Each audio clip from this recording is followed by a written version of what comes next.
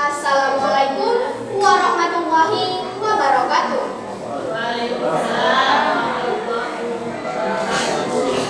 Halo teman-teman. Halo. Halo semuanya. Halo. Apa kabar? Baik. Teman-teman, lihat buku yang saya pegang. Buku ini diterbitkan oleh Perisai Quran Kids dan ditulis kembali oleh Nizar Saad Jabal dan Aiman Umar bin Abdul Aziz. Buku ini berjudul tentang Zainab binti Muhammad putri Rasulullah Sallallahu Alaihi Wasallam. Teman-teman, mau dengar tidak ceritanya? Mau. Begini ceritanya. Zainab merupakan putri pertama Rasulullah Sallallahu Alaihi Wasallam dan lahir dari ibunya yang bernama Khadijah. Zainab dibesarkan oleh kedua orang tua yang mendapat perhatian khusus dari Allah Subhanahu wa Ta'ala dan para malaikat. Zainab tidak mulia dari keturunan saja, melainkan akhlaknya juga mulia. Ia tidak pernah sekalipun melakukan perbuatan tercela dan jahiliyah. Zainab tumbuh menjadi wanita mulia. Saat ia dewasa, ia dilamar oleh Abu As bin Rabi, seorang pria Quraisy yang terkenal dengan sifatnya yang amanah, jujur, baik, dan kaya. Rasulullah pun merestui pernikahan mereka. Saat itu Khadijah menghadiahkan sebuah kalung. Dari pernikahan itu mereka dikaruniai dua orang anak yang bernama Umamah dan Ali. Rasulullah pun sering sekali berkunjung ke rumah Abu As karena ia sangat sayang kepada putrinya dan kedua cucunya itu. Waktu pun terus berlalu. Ketika ayahnya, yaitu Rasulullah Sallallahu Alaihi Wasallam, genap berusia 40 tahun, beliau menerima wahyu pertama, dan seluruh anggota keluarganya pun masuk Islam. Saat Zainab masuk Islam, Abu As sedang ke Makkah untuk berdagang. Berita itu pun sampai ke telinga Abu As.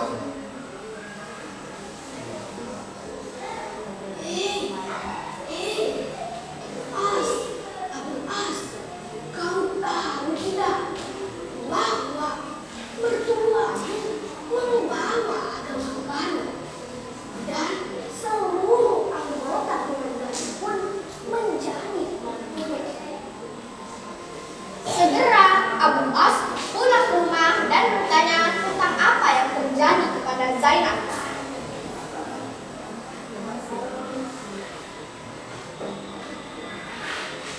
Ya Zaujati, benarkah berita yang benar?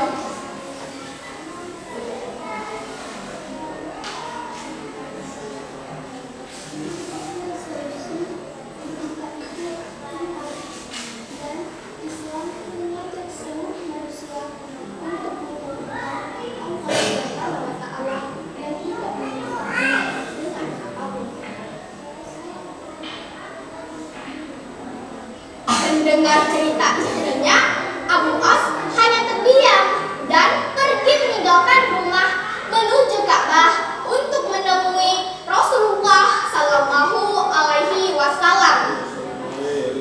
Saat itu Rasulullah pun mengajak Abu As untuk masuk Islam. Abu As yakin bahwa mertuanya tidak pernah berbohong. Namun hatinya masih bertanya-tanya dan belum menerima dakwah Rasulullah Sallallahu Alaihi Wasallam. Abu As pun pulang ke rumah dan menceritakan tentang apa yang terjadi kepada Zainab.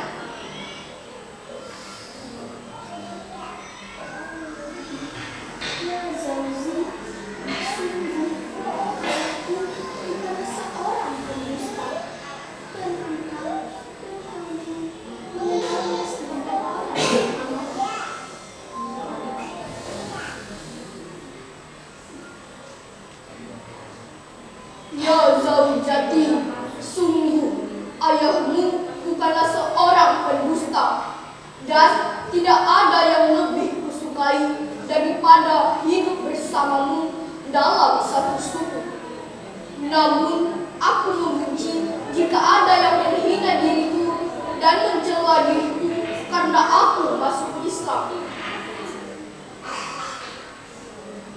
Orang Quraisy tidak tinggal diam melihat itu. Mereka terus menghina, mencaci, bahkan menyakiti Rasulullah. Semakin hari penyiksaan semakin meresahkan dan mengancam keselamatan umat Islam di Makkah. Akhirnya Allah Subhanahu wa Ta'ala mengizinkan Rasulullah untuk pergi hijrah ke Madinah. Saat itu Zainab ingin ikut dengan ayahnya. Namun Rasulullah menyuruhnya untuk tetap berada di rumah bersama kedua anaknya dan suaminya. Sebagai wanita sholihah, Zainab pun tetap bersabar menetap di Makkah dan tetap mendidik kedua anaknya dan berbakti terhadap suaminya. Ketika bulan Ramadan, orang musyrik pergi ke Madinah untuk memerangi kaum muslimin yang ada di sana. Nah, teman-teman, ada yang tahu tidak perang ini dikenal sebagai perang apa ya? Tidak. Perang ini dikenal sebagai Perang Badar. Abu As ikut dalam peperangan itu. Zainab pun sangat khawatir, takut akan suaminya terbunuh di peperangan itu, sedangkan ia masih dalam keadaan musyrik. Kaum Quraisy kalah dalam peperangan itu. Ada yang ditawan, ada juga yang meninggal. Salah satunya Abu As. Para sahabat tidak menyiksa para tawanan itu. Justru mereka melihatkan akhlak mulia. Abu As pun mulai tertarik masuk Islam. Rasulullah pun bersabda kepada para sahabat, "Andai saja kalian membebaskan para tawanan dan mengembalikan yang memang miliknya." Serentak para sahabat mendengar ucapan Rasulullah dan Abu As pun dibebaskan. Abu As pergi meninggalkan kota Madinah menuju Makkah. Kedatangannya disambut gembira oleh Zainab. Abu As tidak banyak bicara dan langsung menyuruh Zainab untuk pergi ke Madinah. Saat di tengah perjalanan, mereka dihadang oleh segerombolan para kaum Quraisy yang hendak membunuh mereka. Hei, lihat. Itu adalah para rombongan Zainab. Ayo kita serang!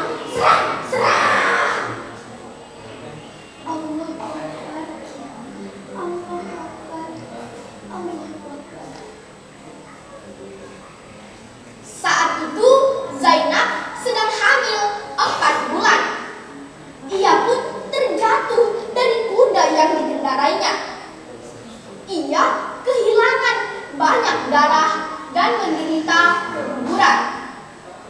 Tetapi Allah Subhanahu wa Ta'ala memberikan kekuatan kepada Zainab dan Zainab pun meneruskan perjalanannya. Kedatangannya disambut gembira oleh Rasulullah dan para sahabat yang ada di Madinah. Waktu pun terus berlalu. Sudah 6 tahun Zainab menetap di Madinah. Ternyata peristiwa hijrah itu menjadi sebab tanda-tanda keguguran. Semakin hari kondisi kesehatan Zainab semakin memburuk. Zainab pun jatuh sakit. Saat itu Abu As sedang pergi ke negeri Syam untuk berdagang. Saat melewati Madinah, kafilah dagang Abu As ditawan. Pada malam harinya, Abu As meminta kepada Zainab agar dibebaskan dari tawanan perang. Keesokan harinya, Zainab pun meminta kepada Rasulullah agar Abu As dibebaskan. Abu As pun dibebaskan dan dibiarkan pergi ke Makkah untuk mengembalikan dagangan milik orang Quraisy. Abu As pun mengucapkan 2 kalimat syahadat di hadapan penduduk Makkah. Asyhadu an la ilaha illallah wa asyhadu anna Muhammadar Rasulullah. Abu As berkata bahwa keislamannya bukan karena takut, tetapi karena kemauannya sendiri. Abu As pun pergi hijrah ke Madinah. Zainab dan Abu As pun hidup bahagia. Terlebih setelah keislamannya, kondisi kesehatan Zainab semakin memburuk. Zainab pun wafat. Zainab wafat pada tahun 8 Hijriah. Rasulullah dan Abu As pun sangat sedih atas kepergian Zainab. Semoga Allah Subhanahu wa Ta'ala meridhoi Zainab binti Muhammad sallallahu alaihi wasallam. Nah, teman-teman, itulah akhir cerita dari Zainab binti Muhammad putri Rasulullah sallallahu alaihi wasallam. Pesan yang dapat kita petik dari cerita ini adalah kita harus tetap bersabar dan